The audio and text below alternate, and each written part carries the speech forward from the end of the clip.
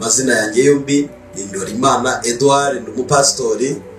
Ndashima Imana kubw'icyo cyizere nagiriwe. Ndashima Imana kubwa mwene data mpaye ikaze muri studio. Imana iguhe umugisha. Unyemerere uyu munsi tuze kuvuga ku mahame 7 yagufasha kugera ku butsinzi. Amahame 7 ashingiye kuri Bibiliya yagufasha, yagushyigikira, akakugeza ku butsinzi.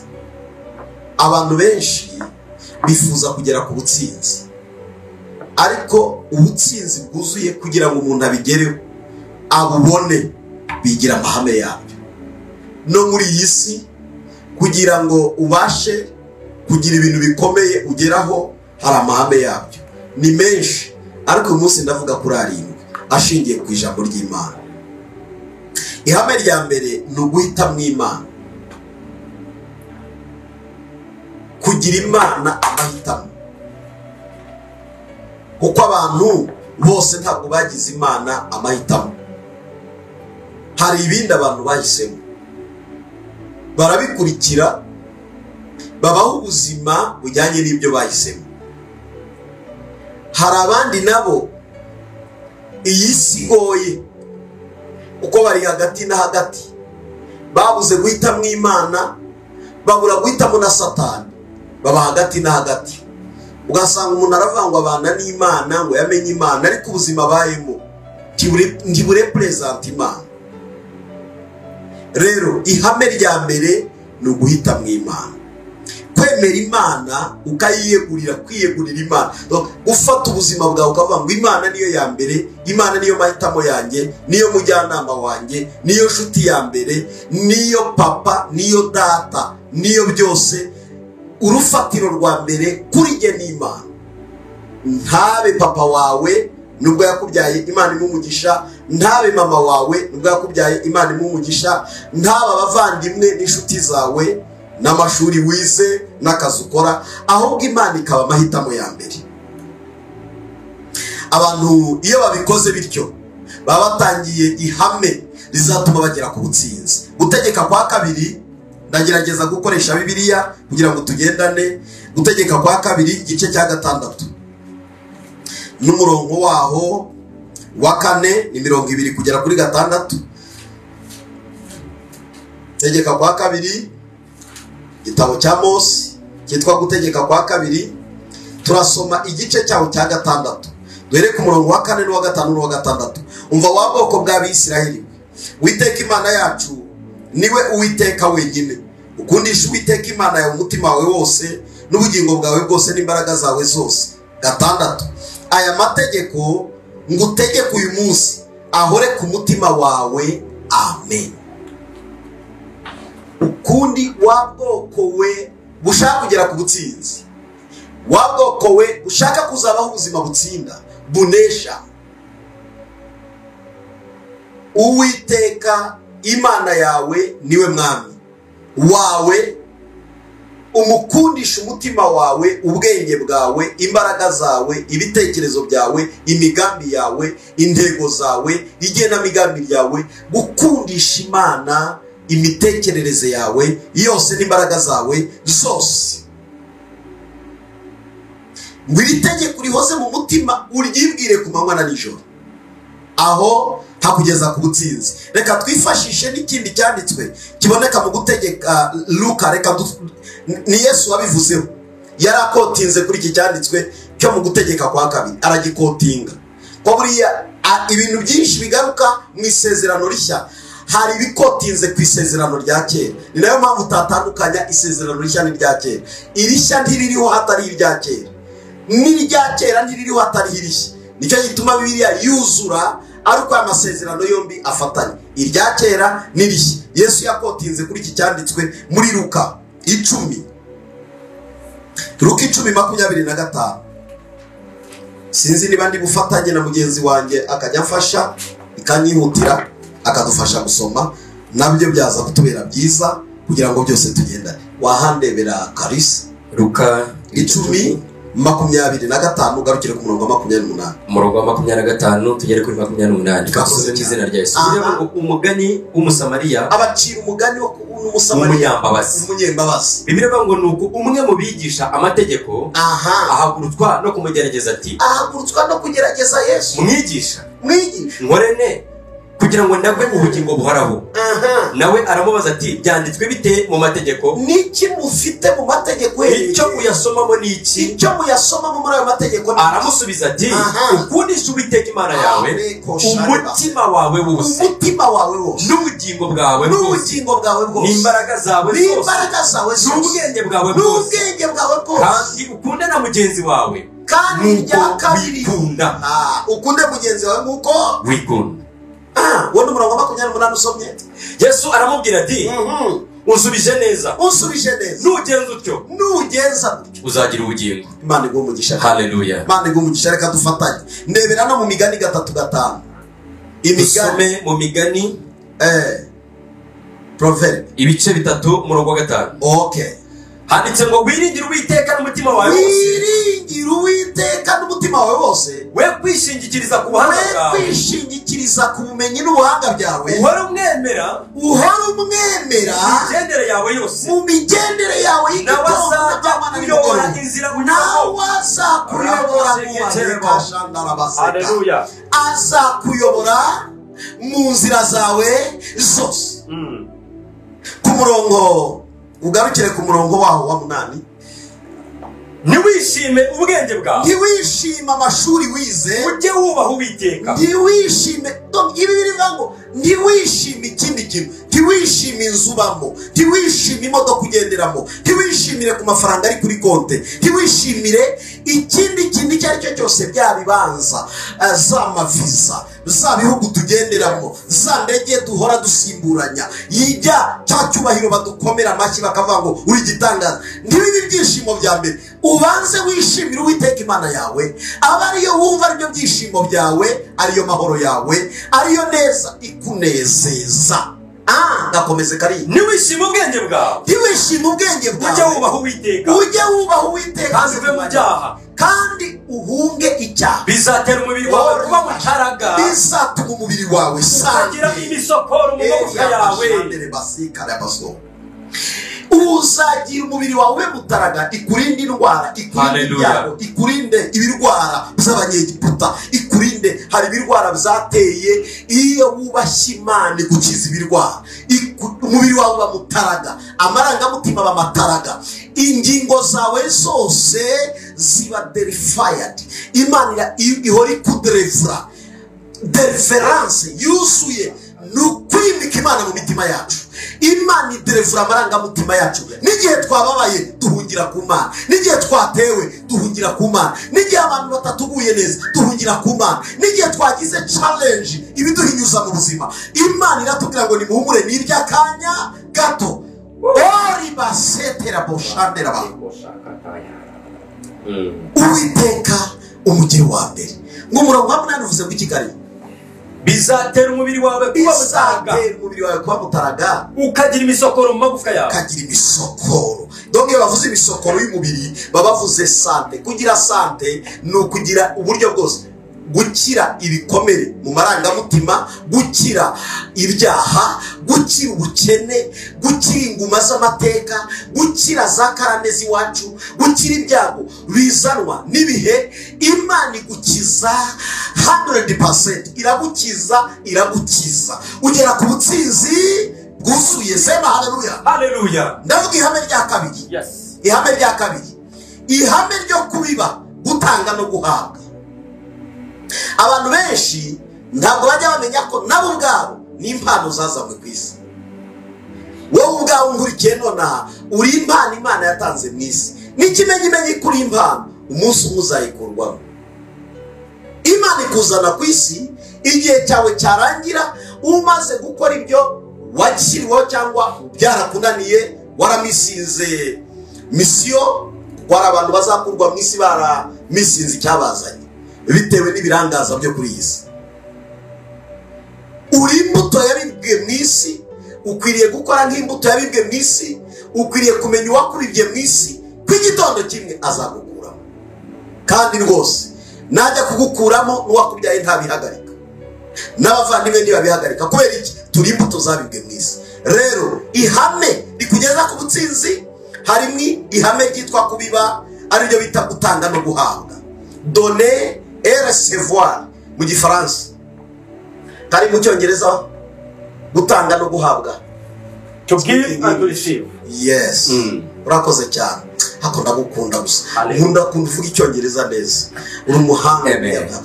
Imana ikumbere umugisha kandi haleluya. Imana ikugire neza. ndashima ko umuhanga uzi ihame ryo kubiba cyangwa se gutanga no guhabwa aba mu butsinzi bwuzuye, ajya agera ku butsinzi bwuzuye. biteye agahinda kubona umuntu ushaka gusarura kandi atarabibye. ubundi ibyo nabibonye mu barokore. mana gira gutya, mana Imana nubwo tuyisenga irakubwira ngo uri imbuto wowe ubwawe, igakubiba. iyo dusenga tuba tubiba. burya nubiba amasengesho uzamenya imbuto y'amasengesho ikijya ibyara. nubiba gutanga amafaranga uzareba imbuto y'amafaranga kuyibiba, ukayibiba mu bwami, ukayibiba mu bantu, ukayibiba ukabiba. icyo ubibye Bibiliya niko ivuga mu Bagalatiya igice cyaho cya 6 n'umurongo wa 7, haravuga ngo Imana ntinegurizwa izuru, icyo umuntu abiba nicyo azasarura. ntushobora kuzasarura ikirenze icyo ubiba. kubiba amagambo, kuvuga neza. iyo uvuga neza, njya mbwira abagabo b'inshuti zanjye, nkabwira nti bagabo b'inshuti zanjye, urashaka kubona umugore akugarurira amagambo meza, wowe mubiyemwe amagambo meza. love you, je t'aimerai. ujye umukunda mu bihe, umukunde mu mapariti, umukunde mu masizoni, umukunde wowe mubibemwe ibigambo byiza. kandi hari igihe njya mbivuga ibi bintu abantu ntibanyumve.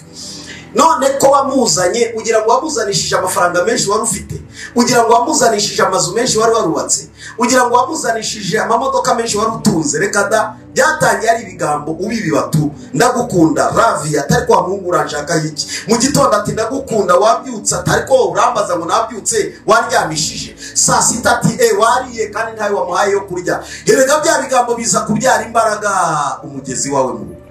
ayo magambo meza rero iyo ukomeje kuyabiba mu muryango, ukayabiba mu mugore wawe, uyabibye no mu mwana.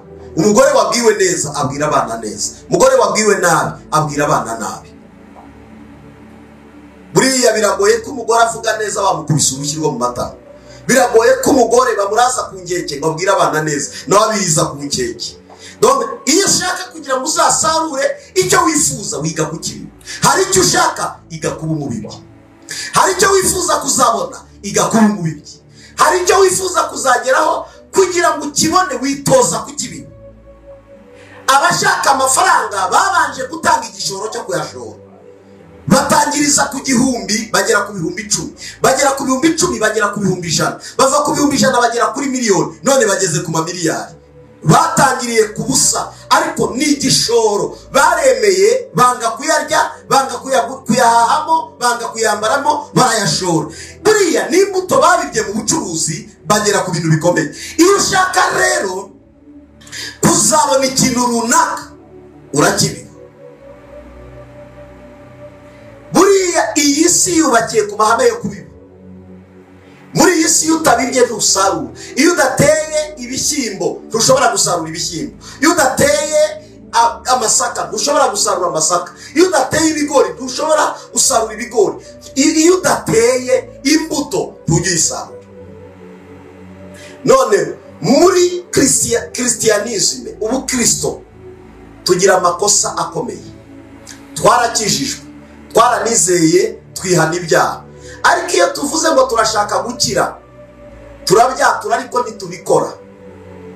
Imana impamvu yashyizeho ijambo ryitwa amaturo, agace k'amaturo, kwari kugira ngo Imana izahure finance z'abarokore.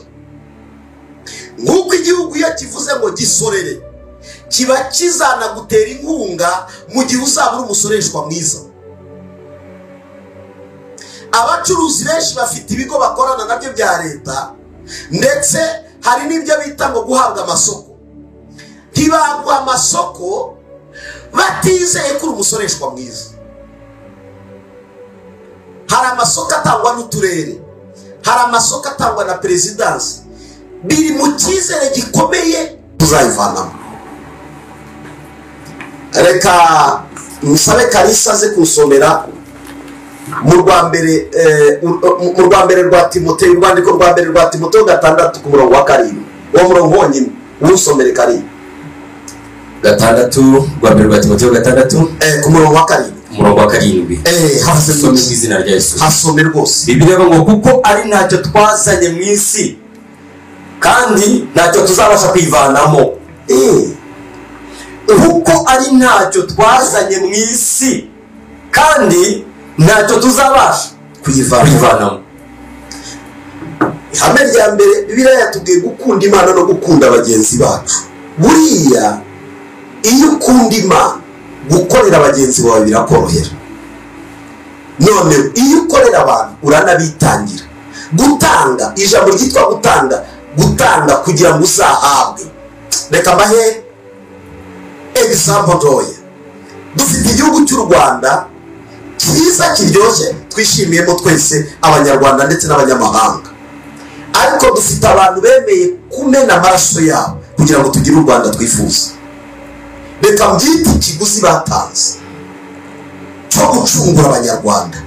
Bahara amagara yabo, amaraso arameneka, abari mu rugamba ntibatinya, barakomeza baravanza. Intego yari imwe, bari ugutanga ikiguzi cyo gucungura abanyarwanda. Bisobanura ndabigereranya n'imbuto batanze.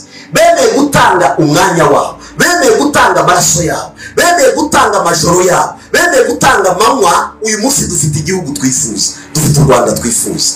Icyo ni ikintu bavuga ngo bemeye kubiba imbuto y'amaraso, bemeye gupfa, imiryango irapfa, ababyeyi basigara nta bana basigaranye, abagabo basigara bikoreye amaboko, abana bashirira ku rugamba, ubuzima bwabo babushoye mu kaga. Intego yari imwe, bemeye kubiba iyo mbuto y'amaraso kugira ngo tugire igihugu. Icyo utatanga ni iki? Abandi batanga amaraso, abandi batanga ibiguzi by'ubuzima bwabo.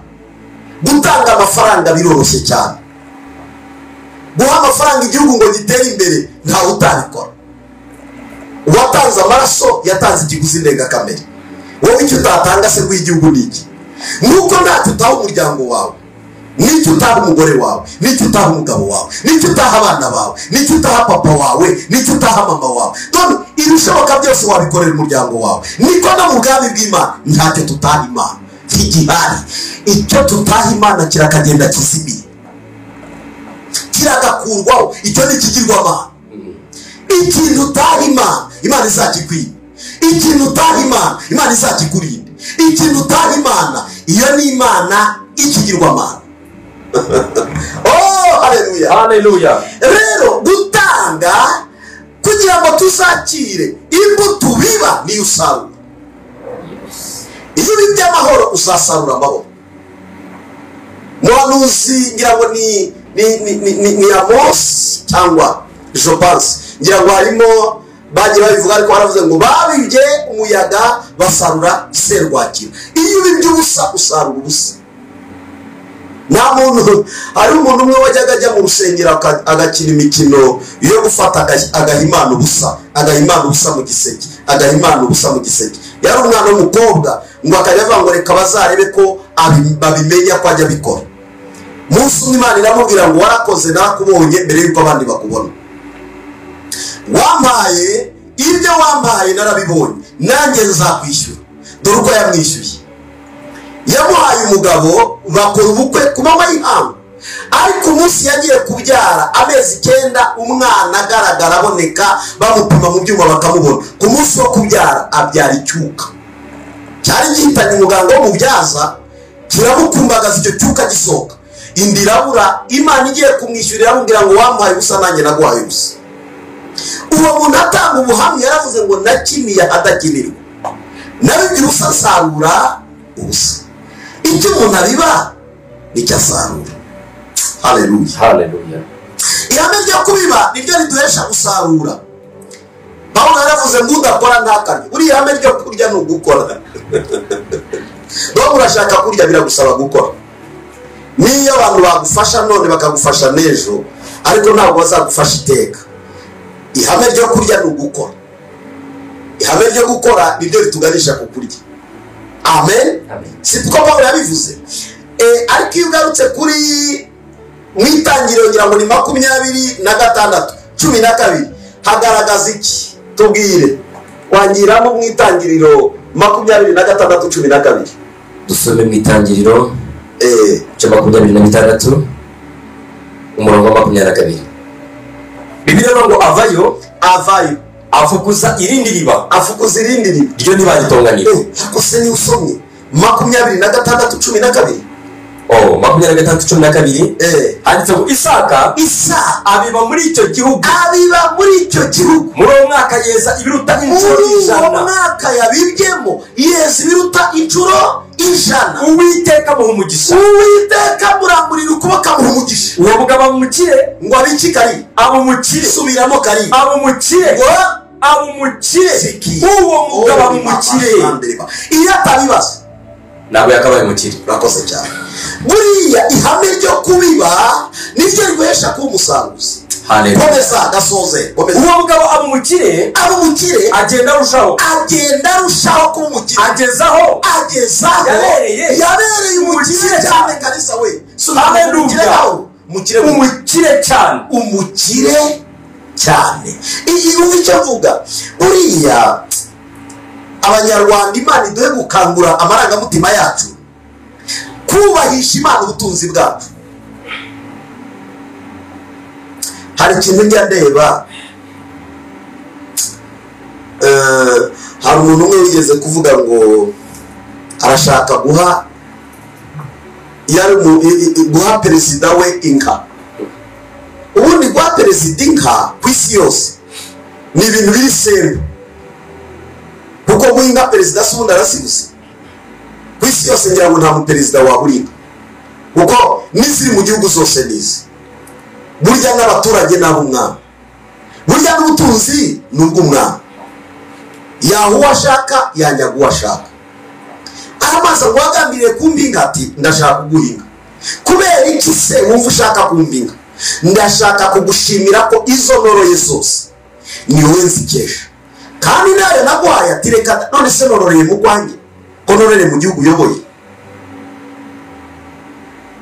Ibyo mfite byose nyakubahwa mwami ni wowe mbikesha. Yewe nta muswa nibagiwe ko nkamangamiye mu gihugu uyoboye. None unyemerere guhinga. Amuhinga igihe kigeze aramubwira ati ariko ko wambaye inka nanjye nkaba nifuza kukwitura. Aramubwira ati reka da, ati burya ntunyiture, ujye umvuga gusa uvuge ko ushimiye, ubivuge mu ruhame, uvuge ngo ndashimira runaka wambaye inka. Ibyo birahagije. Uwo mugabo umwami yajya agasubira mu ijambo ryo kuvuga ngo yambaye inka ndamushimira. Igihugu cyose cyamugeneye inka kigenda kimuhinga kugira ngo barebe ko nabazamenyana n'umwami. Mbabwire ubwenge bwa mbere kuba bibyibo mu mwuka. Umuntu w'umunyabwenge wa mbere nuzi guhimana. Uriya kubiba ahantu heza, Bibiliya iravuga ngo kubiba mu bwami bw'Imana ni ukubiba mu murima urumbuka. Kubiba mu bwami bw'Imana, kubiba mu bwami bw'Imana ni ukubiba mu murima urumbuka. Niba hari ahantu hatarumba mu isambu itarumba ni mu bwami bw'Imana. Kera hari umuntu yigeze nawe uri mu ADPR icyo gihe niho nasengeraga. Umuntu yaravuze ngo ari cyo nshaka gukora. Baravati ntacyo mu mikrofone. Aravangira yakorari irimo iririmba nayitegereje nsanga nta sentitizeri bafite. Afata 500,000 zari zitari zari na muzigere mu miliyoni. Afata 500,000 yari afite arayatanga. Umugore ntabwo yihanganye yarahukanye, yahambiriye bagahambira n'abana babiri yari afite. Aravuga ati nashatse nabi, nashaka umusazi, nashaka icyohe, nashaka icyomanzi. Ubu tutari twabasha ngo dukemure ibibazo byacu, uragurira abaririmbyi sentitizeri ngo izacurangire iwacu, bazayizana muri salo yacu baducurangire. Ibizamara iki? Umugore arahukana, amaze kwahukana umugabo asigara ari wenyine. ariko umugabo w'ubwenge akajya wari kwa seruka ati nyaboneka umugore wanjye mwamumpa biranga birananirana. Imana igiye kumwishyura, reka mbabwire uko Imana yamwishyuye, kubiba mu bwami bw'Imana, kuko hanze hari n'igihe tuhabiba tubikunze cyangwa tutabikunze. Arangije Imana iramwibuka. Hari abagabo bari bafite kampani yabo yubakisha amazu, bifuza umwenjeniyeri, baramufata bamuha akazi, bamuhaye amadolari apana amanyarwanda. Umugore muri icyo cyumweru amenya ko umugabo yakiriye miliyoni zirenga 50 z'amanyarwanda kugira ngo yubakire abo bantu amazu yaragiye kubaka. Yarigaruye, yarizanye, ntabwo yongeye kujya gucyura. Aravuga ati namenye ko arandi wabonye none ndaje nyaramire utongera kuyatanga. Habwira atari ko wa mugore erega turahiya duhaye, iyo duha niyo yaduhaye, kandi icyizere cyo gukomeza kuduha nuko dukomeza natwe tuyisubiza. Ntacyo twazanye muri isi, twaje twambaye ubusa, tuzasubira mu nda y'isi ntacyo tujyanye. Ariko imbuto tuzajya mu bwami bw'Imana, abana bacu bazazisarura, abuzukuru bazazisarura, inkomoko yacu izasanga hari imbuto twabibye mu bwami bw'Imana. Mbibutse ko imbuto ituvuganira. Muzasome hariya hepfo Itangiriro 4 gice cya 4, muzumva inkuru za bene Adamu, Abeli na Gahini. Umwe atanga imbuto ze, Imana irazishima, undi atanga imbuto ze, Imana irazigaya. Umwe abonye ko mugenzi we yashimwe ararakara, yivugana muri munawe amuhoye ko Imana yamushimye. Ariko murabizi ko urubyaro rwa Gahini rwaravumwe. Iyo uri umubibyi mwiza, haba mu gihugu, igihugu kiragushima. Iyo uri umubibyi mwiza mu muryango, no mu muryango ubwawo baragushima. Iyo uri umubibyi mwiza mu itorero rya Kristo, n'itorero riragusengera. Iyo uri umubibyi mwiza mu nshuti zawe, ugakora imirimo myiza, ugashyigikira bene so, ukabafasha uko ushoboye, barabigushimira. Ababibyi beza hari amasengesho abasengera n'igihe batabizi. Hinduka umubibyi mwiza, Imana izakugirira neza. Haleluya, haleluya. Ni ngombwa gutangira kubiba uyu munsi mu muryango cyangwa mu gihugu cyawe, no mu itorero ryawe. Mu matorero yo ku isi yose habamwe babibyi, no mu gihugu ku isi yose baba babibyi. Reka nivuganire na Kalisa turi kumwe. Buriya hari ikintu kijya kibaho. Dufite ba Bill Gates, dufite ba Elon Musk, Elon Musk niryo zina rye. Ariko dufite n'abandi bo muri Afurika batari abi Burayi, dufite n'abo mu Rwanda.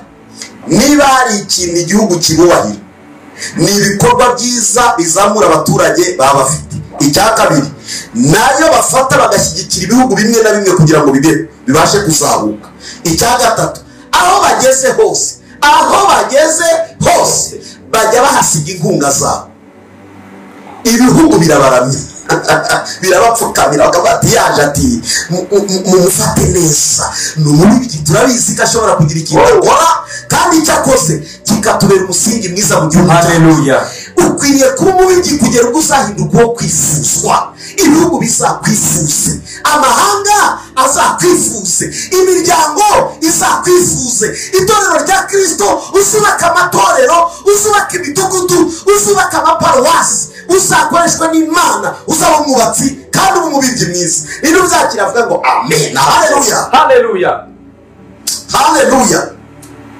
Umubwiriza 11 hasomere wumve ko Bibiliya bivuga, maze bivuge ku ihame rya gatatu birukange. Oriya mashade base. Umubwiriza ibice 11 ku murongo wa mbere kugera kuri 6. Reka dusome mu izina rya Yesu. Mutwe cyabura mu gukora ibyiza, ugifite uburyo Kalisa we, kora ibyiza umubibyi ugifite uburyo bugihari. Haleluya. Reka teshane imbuto zo kubiba muhigo wahigiye Imana buri imbuto. Abandi bagera ku rwego banatanga imishahara yabo bakavuga ngo Mana, ahangaha uzahanzamurire, ntanze umushahara wanjye ibyo bujya mwita ngo ni umuganura. Uyu muganura twizihiza mu gihugu cyacu ni umwero wa mbere. Abisiraheli Imana yari yarabategetse ngo mujye muwumva umwero wa mbere ubuwanjye. Uragereranywa n'umushahara wa mbere, ukagereranywa n'imbuto wahinze umwero wa mbere, ukagereranywa n'itungo ryabyaye bwa mbere. Iyo mbuto ya mbere yahabwaga Imana. Iyo ugeze mu isezerano rishya usanga baratangaga byose, gutanga byose ngo nta bakene babaga hagati muri twe. Uzi impamvu abakene babaye benshi hagati muri twe? Ni ukuri si uko isi ifite ubutunzi bukeya, ahubwo abantu bigwijeho ibintu, ugasanga umuntu afite umutungo watunga abantu 1000 ndetse watunga n'ibihugu ari umwe.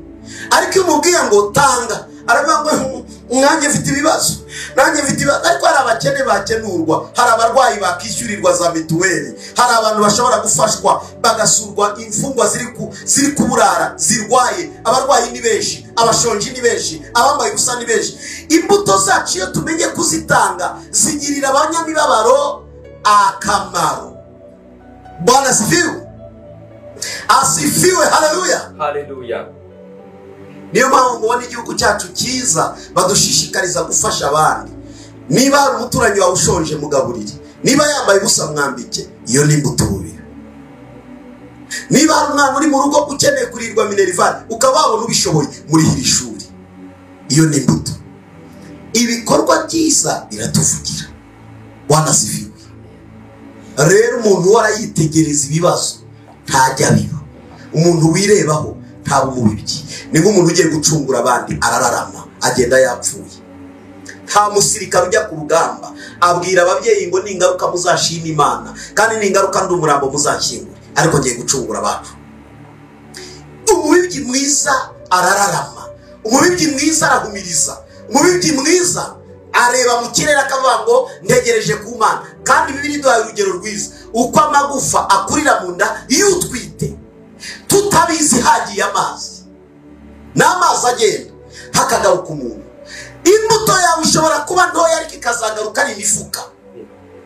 Mu nda hajyamo amazi y'umugabo, uko amagufa yirema, nuko umutwe wirema, nuko amano yirema, nuko amaso yirema, nuko akanwa kwirema. Iyo ni imikorere y'Imana. Uko utabizi uko bigenda, uko utazi uko bikorwa, uko utazi uko bimera, iyo imbuto yawe uyiteye hari igikorwa kiba kibayeho. Wanasifiwe, haleluya. Bikore neza wirebere. Ingira ngo iri hame nzarigarukaho kari. Bibiliya itubwira kubiba byinshi. Yego. Imana idukonseye y'abakansara, kansara wa mbere ni Imana. Yego. Kansaring y'Imana itukangurira kubiba byinshi. Nta mubibyo biba bike, babiba byinshi. Ndebera mu Bakorinto ba 2:9. Somera Bibiliya. Abakorinto ba 2:9. Ori mashede musika tekete basa ndi masade. Ndebera Abakorinto ba 2:9. Reka dusome mu Bakorinto ba 2:9 umurongo wa 5. Wa 6 bavuze ngo iki? Reka dusome mu izina rya Yesu. Bivuga ngo ariko ndavuga ibingo. Ariko ndavuga ibingo. Ubibanje azasarura bike. Oya azasarura byinshi kari. Azasarura bike. Niko handitse. Ubibanye azasarura bike. Nibyo cyane. Niko handitse. Ni hamwe. Cyangwa ni Bibiliya yawe. Ni hamwe. Ngaho komeza twumva. Ariko ndavuga ibingo. Ariko ndavuga ibingo. Ubiba bike. Ubiba bike azasarura bike. Azasarura bike. Naho ubiba nyinshi. Naho ubiba nyinshi azasarura nyinshi. Azasarura nyinshi. Komeza. Umuntu wese atange kuko abigambiriye mu mutima we. Gutanga abitange nkuko abigambiriye mu mutima we. Atinuba kandi adahatwa. Kuko Imana ikunda anezerewe. Utanga anezerewe. Komeza. Kandi rero Imana ishobora kubasazaho ubuntu bwose ngo kugira ngo murusheho gukora ibyiza byose. Imana ibasha kumpa imbuto mufite ibibahagije muri byose.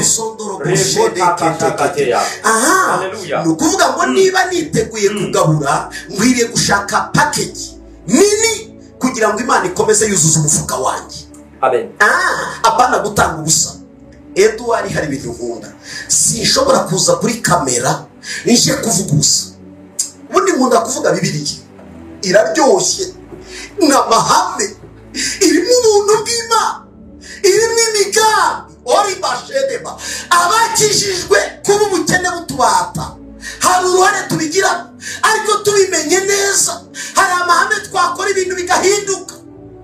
Abashumba babuze uko bakora umurimo kubera ubukene, nyamara batunze abakristo bafite amafaranga.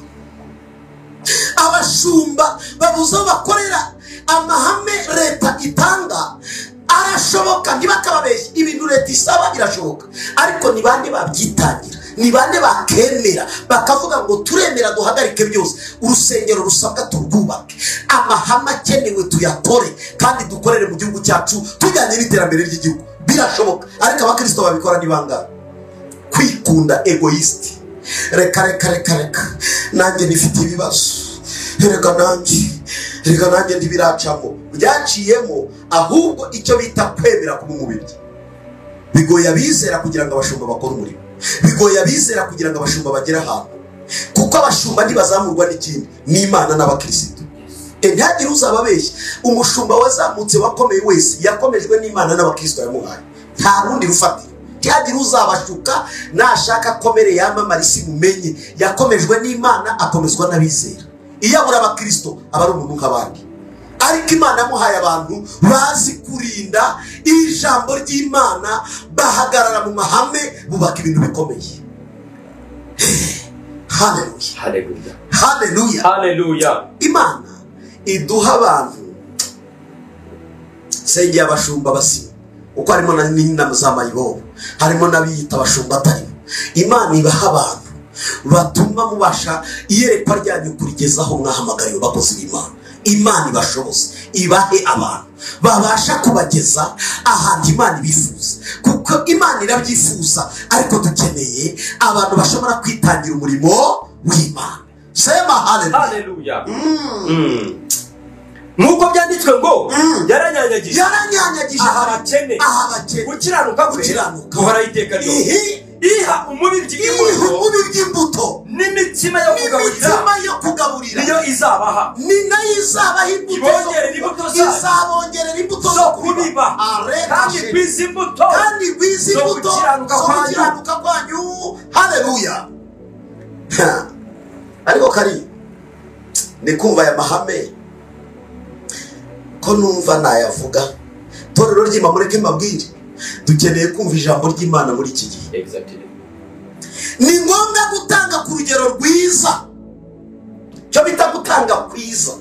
Hari no gutanga kubi. Ariko waha umuntu ibintu bishaje nawe utacyambara, imyenda yose ishaje, yacitse ku mazuru, yacitse ku makora, yacitse ku kibuno, yacitse mu kwaha, urayirundarunze ngo niyo ugiye gutanga. Ubwo no gutanga kwiza. Ubundi iyo yakagiye muri puberi. Umuntu yigeze gufata imodoka agenda asunika, ayisunika, yageraga ahaterera, yasabaga ko bagenda bamusunikiraho, arangije aravuga ariko ubu ninde nayiha? Ariko si iyo modoka usunika ugiye kuyitanga, ahubwo si umutwaro ugiye guha uwo muntu, nawe ubwawe wakunaniye, nawe ugiye kuwutwerera abandi. Umuntu agomba gutanga byiza, kuko imbuto batanga indobanure, imbuto batera indobanure. Siko bigenda? Hari umuntu utera imbuto y'uruvangitirane, Karisa, nk'ukuri kurambagiza umukobwa w'indobanure, niko imbuto batera indobanure. Uwagutorera ibikorwa bya Kigali byose wabyakira. Ngira ngo nirange byanagutindije, wabuze nturabona umuntu. Ngira ngo nibyo byatindije Karisa, birumvikana.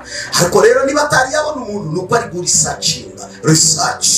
Iyo umuntu ajya gutera imbuto akora research, arabanza akitonda akareba indobanure. Kari niko bivuga nibyo, kuko Karisa turi kumwe hano muri studio, ntekereza ko mu bitumye atinda kurongora, ngira ngo harimo no kuba atari yabona umuntu.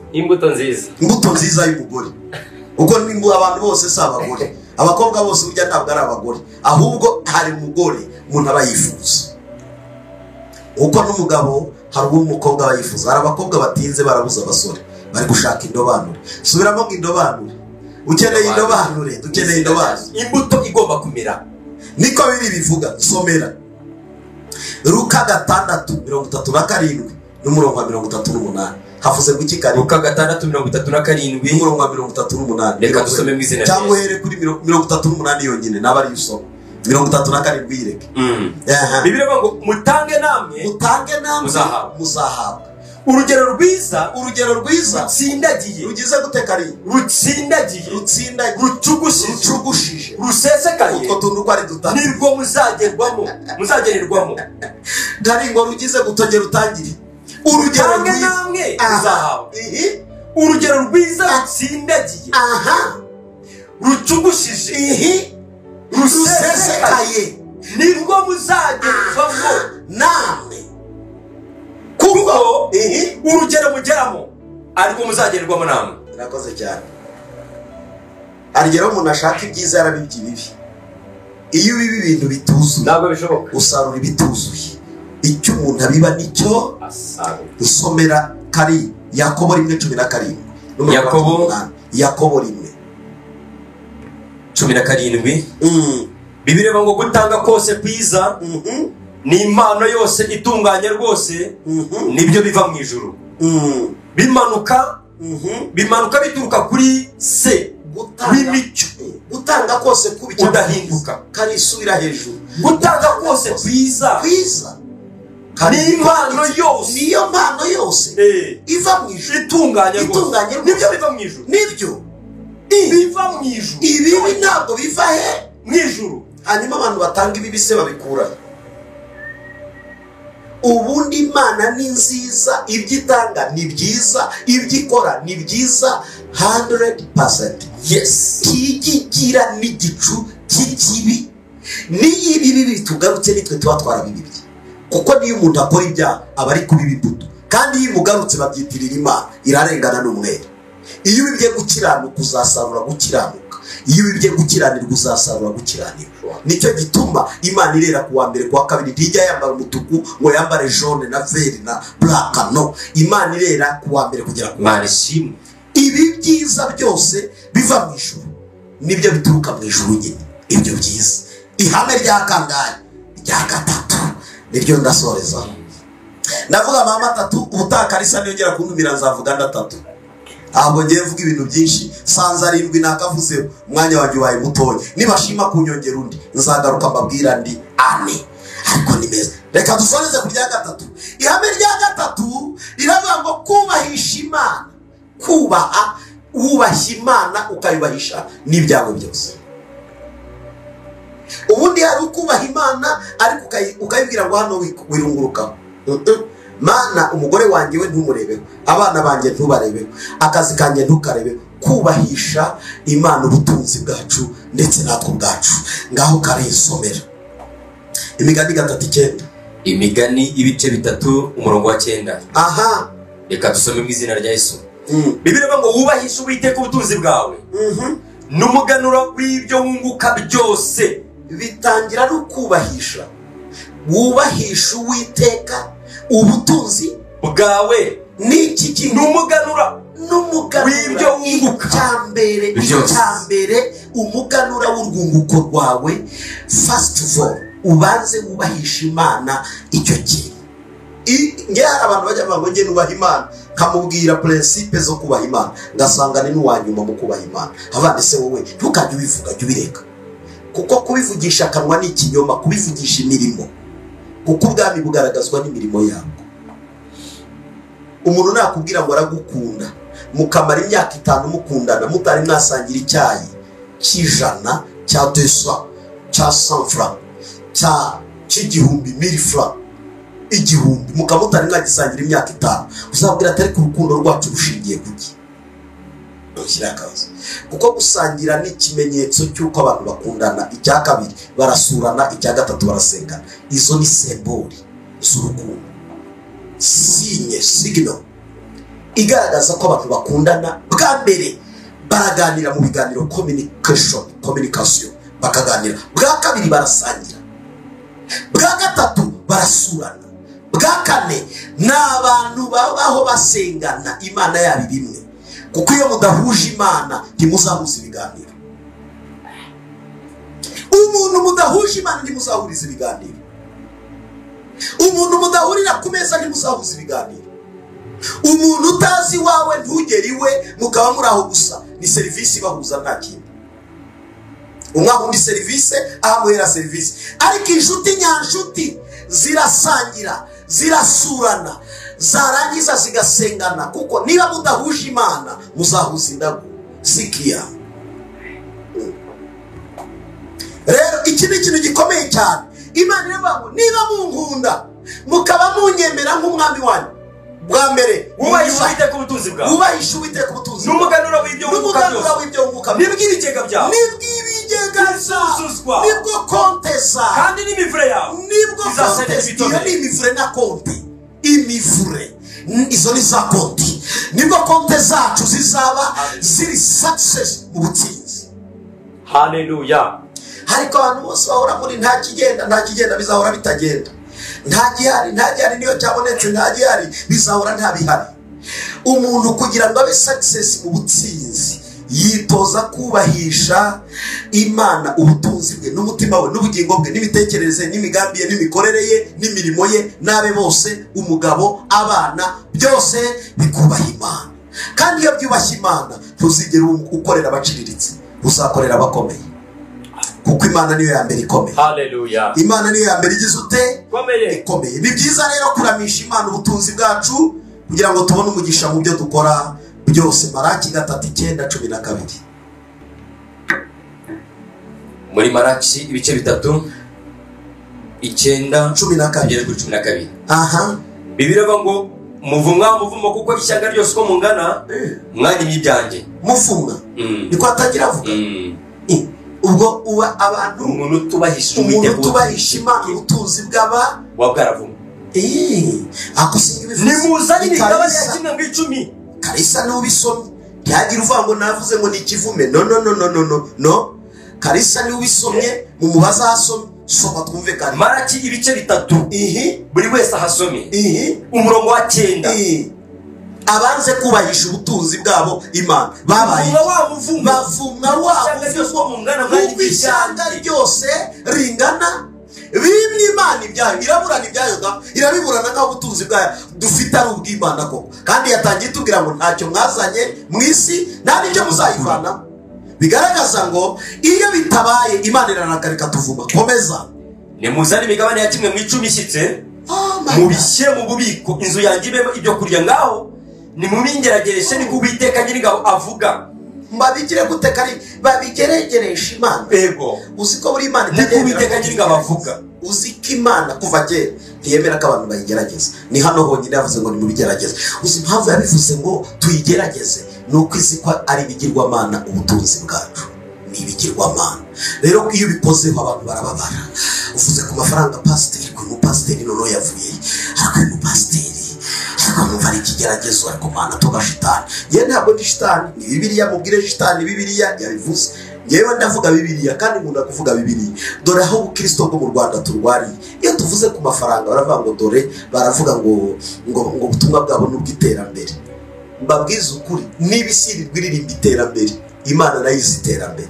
Kandi iterambere ry'Imana nuko haboneka uburyo ubwami bw'Imana bwagura. Ivuga butumwa rigakorwa ba missioneri bakagenda abantu bakajya kubwiriza ubutumwa amahanga. Uyu munsi hari abantu bafite ubutumwa babuza amaguru abutwara. Ubutunzi mu nzu y'Imana bubera abantu bakorera Imana amaguru bakagera kure bakawujyana kure bakajya mu bihugu bakajya mu migabane. Turirirwa turwanira mu Rwanda kubera ko abavuga ubutumwa ni benshi ariko hari ibihugu bikennye ubutumwa ariko wabona amafaranga agatega indege akajya kubwiriza abo bantu hari abagaruka kuri Yesu. Ariko mu Rwanda natwe twamenye ubutumwa ariko ubutunzi bwatubereye ibigirwa Mana. Soma kari Uwiteka Nyiringabo avuga murebe ko ntazabagomorera imigomero yo mu ijuru murebe nkabasukaho umugisha mukaburaho mukwiza. Izagomorora imigomero iyo yo mu ijuru isuke icushumuri umugisha tuburaho tugira gute biva ngo konte zacu zizabando oya konte zacu zizaguka tuburaho dukwiza tuzagure imbago zacu Mesiya. Komeza kuve nzahaninyatsi cyo bitinyatsi nzayikubita mu gihori wo nizari muri myaka yo kubita tizongera kubonera inyatsi. Kandi n'umuzabibu wanyu ko nakazi kawe gikorwa cyawe ntuzongera guhomba kuragarika igihe cyawe kitari cyagera. Uwiteka Nyiringabo avuga izarinda buri kimwe cyose. Kandi amahanga yose azabita abanyamahirwe abakeneda abanyamahirwe cyangwa abatindikari abanyamahirwe cyangwa abantu bapfuye nabi abanyamahirwe tuzitwa amahanga yose azakwita umunyamahirwe kuko muzaba igihugu kinezeza niko Uwiteka Nyiringabo avuga. Imana ikumpera umugisha ariko Kalisa Imana igumugisha. Haleluya. N'umusomyi mwiza. Ese kari ugira ngo ibi bintu Imana yavugaga ntibyahozeho? Soma muri Aremu 27:30. Abalewi 27:30. Reka dusome mu izina rya Yesu. Abalewi 27:30.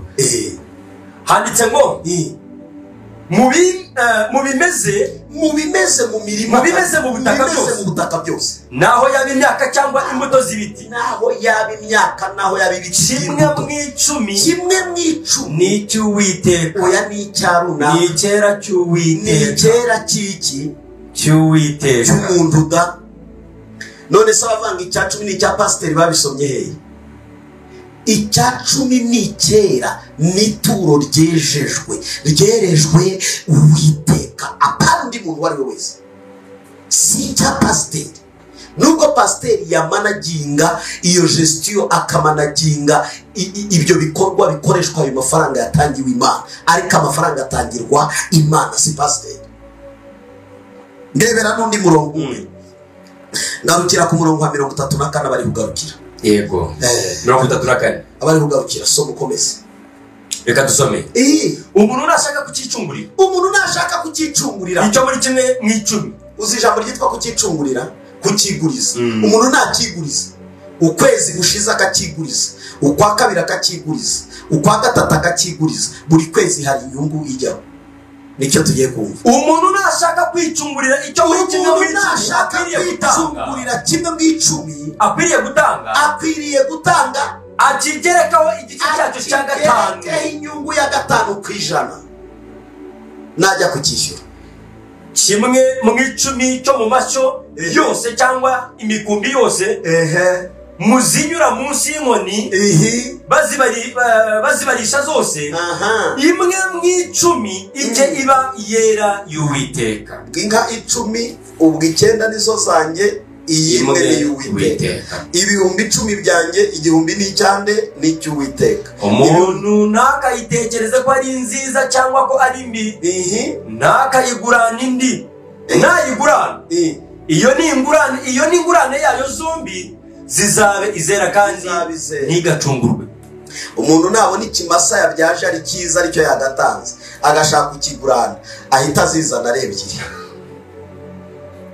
Cyo na nyine ntabwo umuntu akunda icyiza ngo akigumanire arobanurire Imana ikibi, ahubwo agomba gukunda icyiza akagiha Imana. Niba abonye ko ari cyiza, ahubwo akigereka icya kabiri, byose bihabwa Uwiteka. Bene data, aya ni amahame yagezaga Abisirayeli ku butsinzi, na n'uyu munsi ntiyahindutse. Hari abantu bavuga ariko ibyo byavanye no igitambo cy'icyaha nicyo cyatambirwaga ibyaha, nicyo cyakuweho. Harimo n'andi mategeko yakuweho, ariko yaganishaga ku bitambo bitari amaturo. Aya maturo atangwa yari amaturo aganisha ku ijambo rimwe, kwiyegurira Imana n'ibyacu byose. Mana ndakwiyeguriye n'ibyanjye byose, Mana ndakwiyeguriye n'abanjye bose. Aburahamu we yasabwe umwana, aravatira ndamuguha, n'imfura usabye ati nayo ndayiguha. Twebwe dusaba ibitageze ku muntu, usoza kugira ngo twisengere. Imana ibambere umugisha. Reka mbashimire aya 3 mvuze, ningira umugisha studio nkagaruka mbonye umwanya, nzavuga ibindi 4. Ibi ngibi reka tubicumbikira aha kugira ngo tuzakomeze. Nukuri kandi pe ndabizi neza, ibi nitubyiga tukabimenya, noneho ntitubimenye ngo tubibike, tubimenye tubikore, tuzagera ku butsinzi bwuzuye. Ubutsinzi bwuzuye, hari igihe njya ndeba afite abana banjye, nifuza ko biga mu mashuri meza, ngira ngo nawe nuko, cyangwa se bize mu mashuri meza, nubwo iwanyu bafataga inguzanyo kwari kugira ngo wige neza. Iyo umuntu ari kwiga neza, aba ashaka kugira ngo azakore ahantu heza, cyangwa se akora ahantu hari amafaranga menshi. Iyo twiga ijambo ry'Imana, tuba tugira ngo tuzaba abantu bafite ubutsinzi bwuzuye. Kuko ntiwagira ubutsinzi bwuzuye utazi kubaha ijambo ry'Imana, ntiwagira ubutsinzi bwuzuye utazi gukorera mu mahame y'Imana, ntiwagira ubutsinzi bwuzuye utazi gukora icyo Imana ishaka, ntiwagira ubutsinzi bwuzuye utazi gukora ibyo gukiranuka, ntiwagira ubutsinzi bwuzuye utazi gusohoza ugushaka kw'Imana. Mbibutse ko ubutsinzi bwuzuye ni Kristo Yesu. Iyo Kristo Yesu rero dukoze ijambo rye, adusohozaho ijambo yavuze, riratwuzuraho. Imana iguhe umugisha wari udukurikiye. Imana ikugirire neza. Mwari kumwe na Reverend Pastor Ndorimana Edouard. Nakagaruka ningira umugisha nari mbivuze, nzakomeza n'ayandi kandi muzakomeze twishimane, turyoherwe, tunezerwe. Imana ibahe umugisha. Mwami Yesu ndagushimiye. Ndagushimiye kuri umugisha tugufite, dufite ubutunzi, ariko kandi watwigishije